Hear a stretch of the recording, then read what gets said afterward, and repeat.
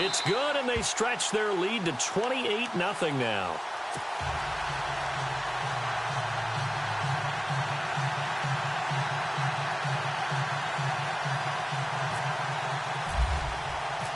The kickoff unit is out on the field, and they will send this one away.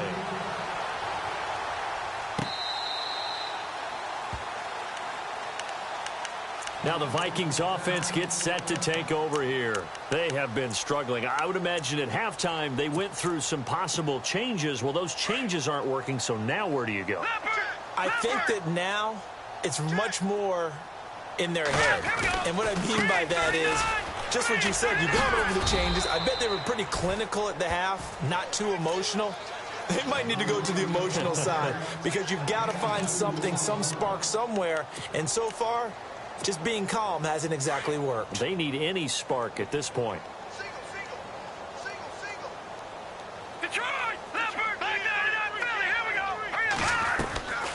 Again, it's Cook.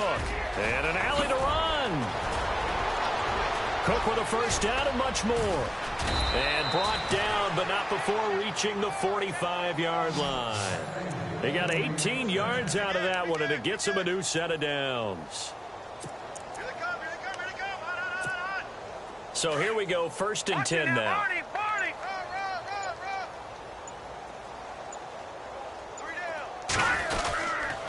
A give. This is Cook. And they went the wrong way there. Losing yardage back at the 43-yard line.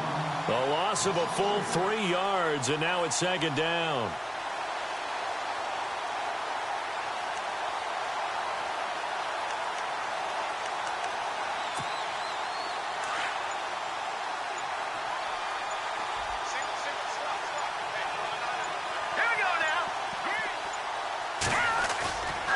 Now they'll switch it up here and look to throw. And his throw is going to be incomplete. Let's face it, if you want to get back into the game, these are the kind of throws you got to hit. He's wide open right there. Got to be able to get it to him, don't you think? And those are the throws that haven't been available to them every time he's dropped a pass. Yeah, that's a big miss.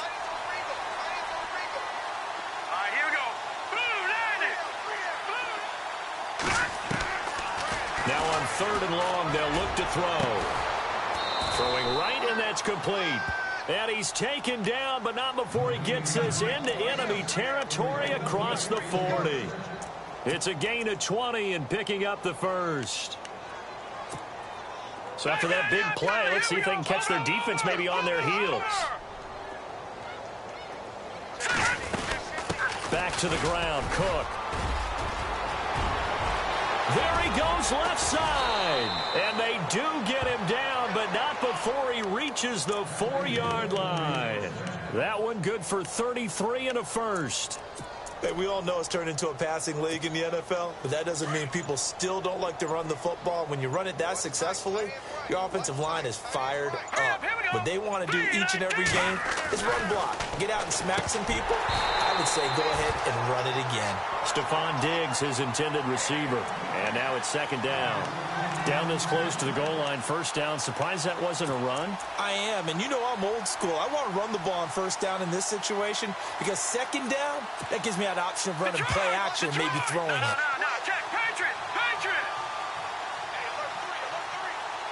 From the 4, it's 2nd and goal. And he'll keep working toward that end zone as he's down to about the 2-yard line. They give him 2 yards officially, and now it'll be 3rd and goal.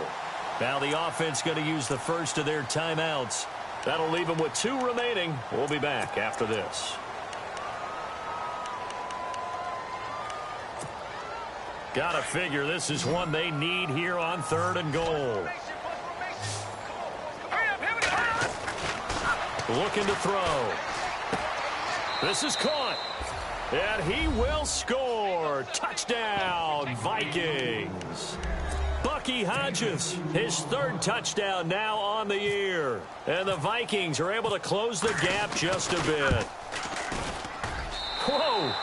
He just yanked that one well to the left and no good.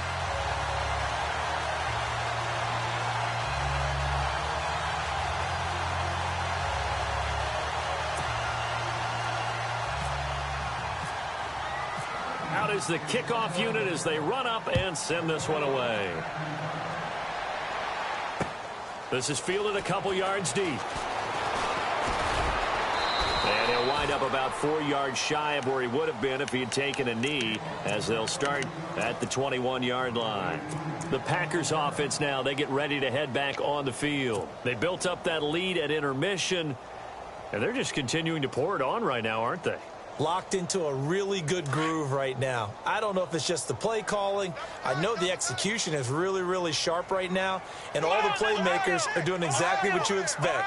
They're making plays, and right now, defense has no answer and no chance of catching up. Yeah, they're just looking to turn anywhere for a stop defensively. And he got blown up on that play. Back at the 20. It's a loss of a yard there, and now second down. Back now at Lambeau. A lot of happy faces in the crowd at this point as their guys have a big lead here to start quarter number 4.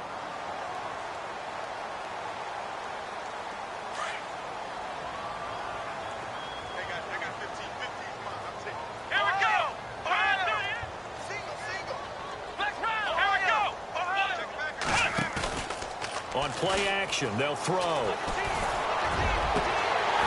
a man over the middle, and it's complete. And he'll be taken down, but not before he gets into enemy territory. And that goes for a gain of 31. They go play action here on first down. And no escaping this time as he'll go down. They got him for a sack. Well, that play was the very definition of fast, quick, and in a hurry. Suddenly, he was there. Yeah, blink of an eye. That happened fast and a big sack.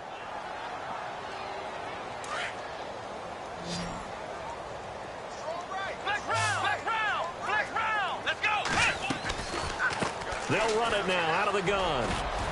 Room to run past midfield. And he's free going down the left side. It's a foot race. Touchdown, Packers. DeAndrew White, his 3rd touchdown of the game, his 8th on the year. And the Packers add 6 to their lead.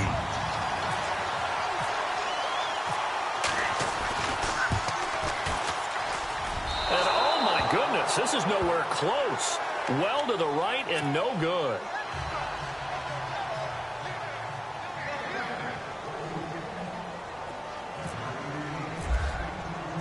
Set now to kick this one away, and off it goes.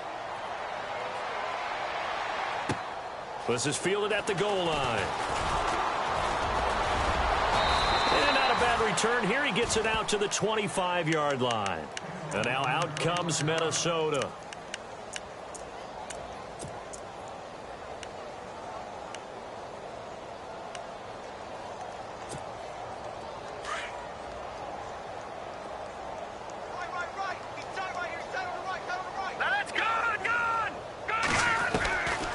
They'll try and start this drive in the air. The throw to the left side, caught by Coleman. And they'll bring it down at the 27-yard line. The completion good for 3, and it's second down. Now a shotgun snap as they'll look to throw. Forced out to his left. And I think the ball's out. And the Packers pick it up. Let's see now, Charles. That's 7 turnovers between last week and this week. 3 here in this game, 4 in last week's game. You know I do my research, right? And I go all the way back to the best coaches that have ever been in this game. And all of them started with ball security in some form or another, understanding that taking care of the ball was the key to winning games.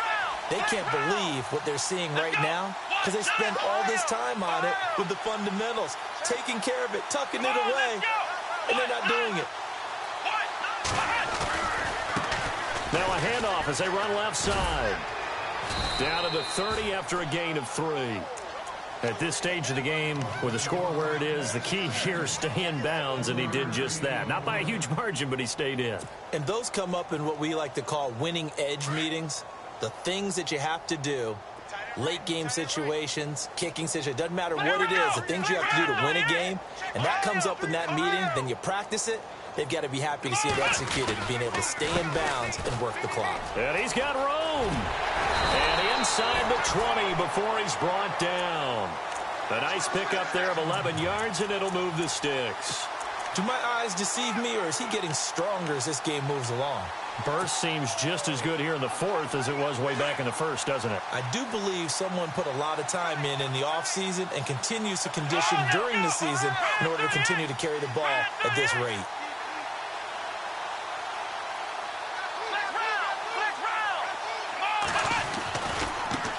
Now they try the right side here. And maybe a measure of revenge there. He's had his way in this one, but this time they get him behind the line. Brandon, it's clearly a running situation when you're up in the fourth quarter. They're going to have to stack the box and make it difficult for them to move the ball. Made it very difficult right there. Now they need to repeat that effort. Yeah, bring 7, 8, 9. And he's going to take it in. Touchdown, Packers. DeAndrew White, a 21-yard touchdown run. And the Packers continue to roll. So another score there. Often you talk about the three phases of the game. Defense, offense, special teams. It's been a clean sweep in this one, hasn't it? It certainly has. They've been pretty dominant throughout this game. And privately, the head coach will add a fourth phase. That's the coaching. And he'll tell the ownership that as he tries to negotiate a new contract off of this win. They are looking strong here in the fourth quarter. This is fielded at the goal line. And he'll take this one near the 25, call it the 26-yard line. Now the Vikings now heading on to the field. And the turnover last time, that's sort of been symptomatic of their struggles here in this one. Big word. I like it, though, because you're exactly right. You like that, don't you? All game long, they've struggled moving the ball, turning it over on the last possession. Is that word again, symptomatic? Yeah. I like that. Your analysis, symptomatic of the success of this broadcast. What I like is that you gave me the word, and I just kept using it. 12 yards there as they move the chains. If he's their best threat on offense, use your number one cover guy on defense. It doesn't matter about size. They have had him locked up. That just his first catch of the game. Big reason why they're down. On first down, he'll drop to throw. Finding his safety valve here. That's complete. And he'll be taken down, but not before he gets into enemy territory. That one goes for 13 yards, and it moves the sticks. They'll run it now out of the gun. And for one of the first times tonight, he's going to be held up at the line of scrimmage. Call it no gain on the play, and it'll be second down. All right, now, lucky 56. Lucky 56. Let's go. Now he'll look to throw here on 2nd and 10. And his throw is incomplete. Another wayward pass. You know, things started out poorly in this game, and to be frank, they just really haven't gotten much better. And all that does is embolden the secondary. They feel good about what's going on, and they just play better and better. On third down, he'll drop to throw. The left side caught by Diggs. The completion good for only 6, and that'll bring up 4th. One thing I think that's safe to say defensively, the tackling's been really good. And because of that, it's been very, very hard for them to move the ball because you're not getting the benefits of run after catch. You're tackling them almost on the spot. That means you have to run extra plays, harder to move it. As expected, they're going for it to keep the drive alive. And some room to roam now. There he goes left side. And into the end zone. It's a pick 6 and a Packer touchdown. That's the story of the game. They've been suffocating all game long on defense. They were suffocating there again in a big way. And they've done it not just by out-athleting them, which is often the case, but by being able to adjust to anything they tried to throw at them and beating them into the punch each and every time. This was a defense that was well prepared. So they throw the pick 6. They'll get another shot at it now as this one's in the air. This is fielded at the goal line.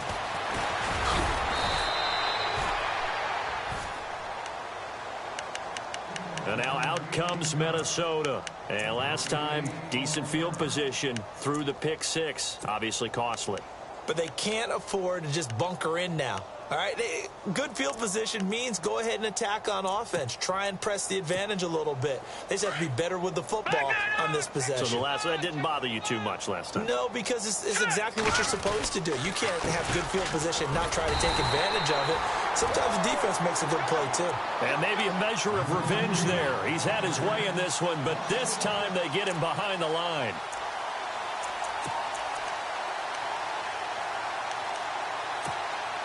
A little bit of ground to make up for the offense as they face a 2nd and 11. On the carry, it's Cook. And that closed up quickly there as he gets it up only to about the 17. A gain of a yard gets them back where they started. Now it's 3rd and 10. The Vikings on 3rd down. They're at 50%, 4 for 8. This is 3rd and 10. Time for a break. This one all over but the shouting. We'll finish it after this. 3rd down, Dalvin Cook. And he'll get this one across the 20, but only up to about the 21. Give him 3 yards there as that'll take us to 4th down.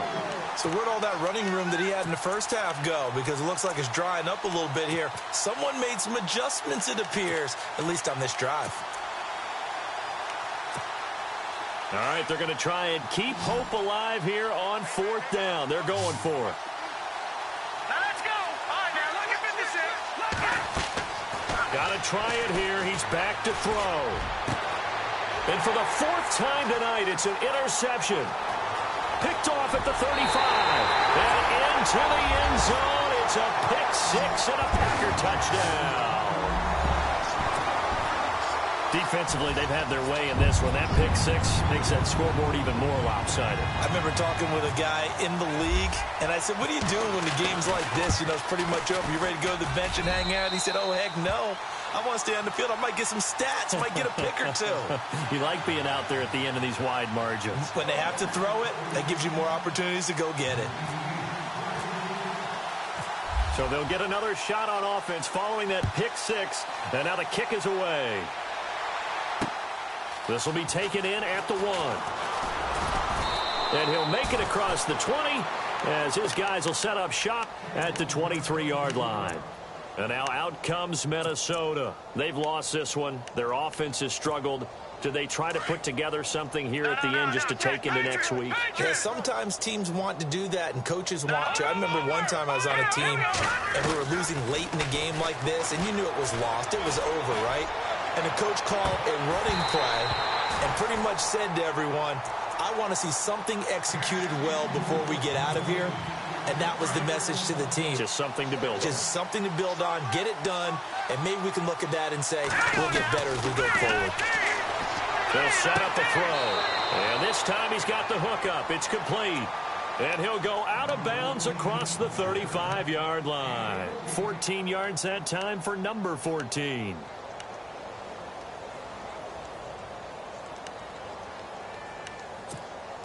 So the offense lining up 1st and 10.